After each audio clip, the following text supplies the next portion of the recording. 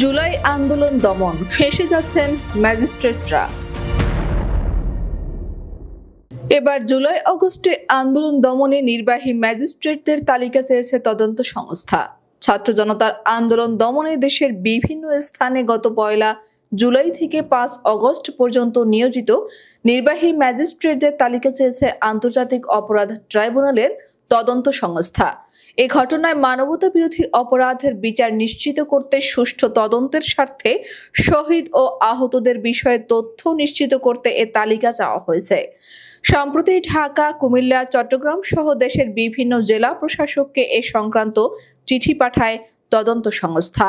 ওই সময় নিয়োজিত নির্বাহী ম্যাজিস্ট্রেটদের নামের তালিকা নির্ধারিত ছক অনুযায়ী পাঠাতে অনুরোধ করা হয়েছে ওই চিঠিতে। তদন্ত সংস্থা বলেছে, সুষ্ঠু বিচার ও তদন্তের স্বার্থে এমন উদ্যোগ নেওয়া হয়েছে। আইন বিশেষজ্ঞদের মতে তদন্ত সংস্থার এমন উদ্যোগ অত্যন্ত সময়োপযোগী এবং আইনসিদ্ধ।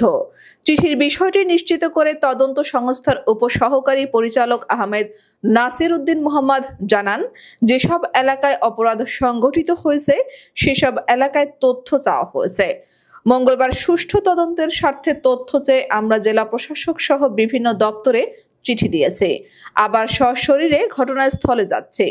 তিনি বলেন, জুলাই আন্দোলনের প্রকৃত ঘটনা জানতে তাদের তালিকা চাওয়া হয়েছে।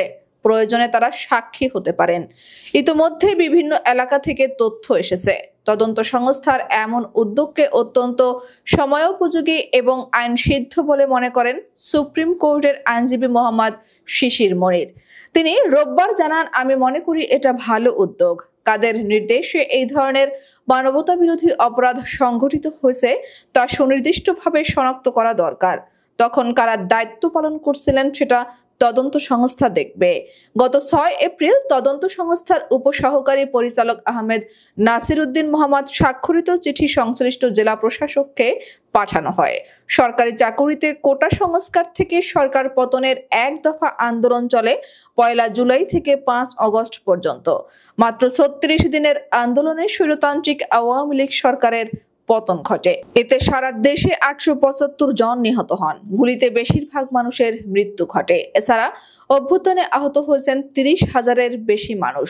আন্দোলনের পরিপ্রেক্ষিতে গত 5 আগস্ট ভারতে পালিয়ে যান সাবেক প্রধানমন্ত্রী শেখ হাসিনা। এরপর থেকে তিনি সেখানেই আছেন। জুলাই আন্দোলনে সংঘটিত হত্যাকাণ্ডের বিচার ট্রাইব্যুনালে করার সিদ্ধান্ত নেয় অন্তর্বর্তীকালীন সরকার। সে লক্ষ্যে ট্রাইব্যুনাল পুনর্গঠন করা হয়।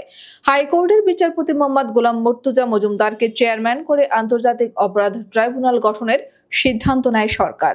ট্রাইব্যুনালের অপর 2 সদস্য হিসেবে আছেন বিচারপতি মোহাম্মদ শফিউল আলম মাহমুদ এবং অবসরপ্রাপ্ত জেলা ও দায়রা জজ মোহাম্মদ মহিতুল হক এনাম চৌধুরী।